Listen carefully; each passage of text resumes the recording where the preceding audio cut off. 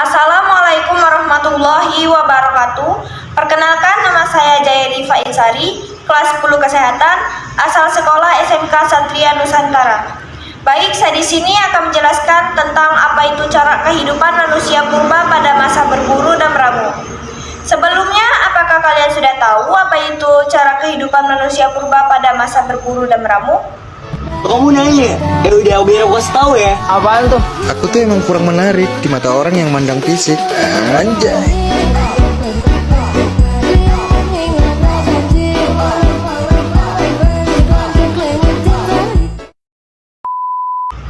Baik, saya di sini akan menjelaskan sedikit tentang apa itu cara kehidupan manusia purba pada masa berburu dan meramu. Masa berburu dan meramu disebut juga dengan masa mengumpulkan makanan, food gathering. Masa berburu dan meramu adalah masa ketika manusia purba untuk mendapatkan makanan dengan cara berburu dan mengumpulkan makanan yang tersedia dari alam.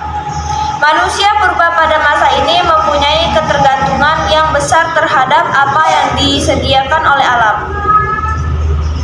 Masa berburu dan meramu. Pada umumnya manusia purba pada masa berburu dan meramu memburu binatang antara lain kerbau liar, rusa, gajah, banteng, dan badak. Sedangkan manusia purba yang hidup di sekitar pantai mereka berburu ikan dan karang. Kegiatan berburu umumnya dilakukan oleh kaum laki-laki. Tugas wanita adalah mengumpulkan makanan yang tersedia di alam sekitar seperti ubi, buah-buahan, daun-daunan, dan kacang kedelai. Masa berburu dan meramu terjadi pada zaman Batu Tua, Paleolitikum, dan berlangsung kurang lebih selama 600.000 tahun. Masa berburu dan meramu tingkat awal. Pada masa berburu dan meramu tingkat awal ini, lingkungan sekitar manusia purba masih liar. Banyak gunung api meletus dan keadaan bumi masih labil.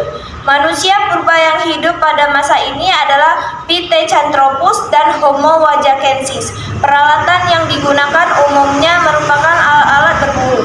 Alat-alat tersebut digunakan untuk memotong daging dan tulang binatang buruan. Salah contoh alat itu adalah kapak perimbas. Kapak perimbas adalah sejenis kapak yang terbuat dari batu dan tidak mempunyai tangkai. Ciri-ciri kehidupan pada masa berburu dan meramu tingkat awal di antara lain: kehidupan untuk hidup sangat bergantung pada alam. Manusia pada masa ini hidup secara nomaden, tempat tinggal berpindah-pindah. Alat-alat yang digunakan dibuat dari batu yang masih kasar. Mereka belum mengenal bercocok tanam.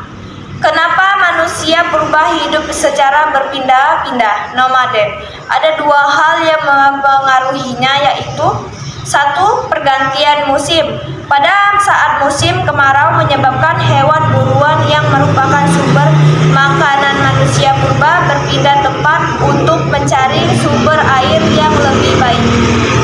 Umbi-umbian dan binatang buruan di sekitar mulai berkurang. Masa berburu dan meramu tingkat lanjut. Pada masa berburu dan meramu tingkat lanjut ini, kehidupan manusia prasejarah atau praseja sedikit lebih maju daripada masa sebelumnya, namun kehidupan mereka masih tergantung pada alam. Beberapa contoh alat yang digunakan pada masa ini antara lain kapak perimbas, alat serpi, flakes, dan alat dari tulang.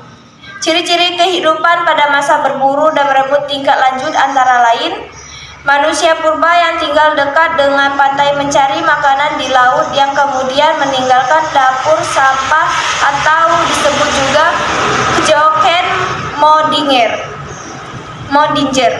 Sudah mulai mengenal bercocok tanam, namun masih sederhana, berpindah-pindah tergantung kesuburan tanah. Pada masa ini manusia prasejarah hidup secara berkelompok menempati gua-gua secara semi-sedenter, tinggal cukup lama di suatu tempat. Gua-gua yang dihuni umumnya pada bagian atasnya dilindungi karang atau disebut juga abris sauroch. Pembagian tugas yaitu pria bertugas berburu dan wanita bertugas bercocok tanam. Sekian, itulah presentasi dari saya tentang cara kehidupan manusia pada masa berburu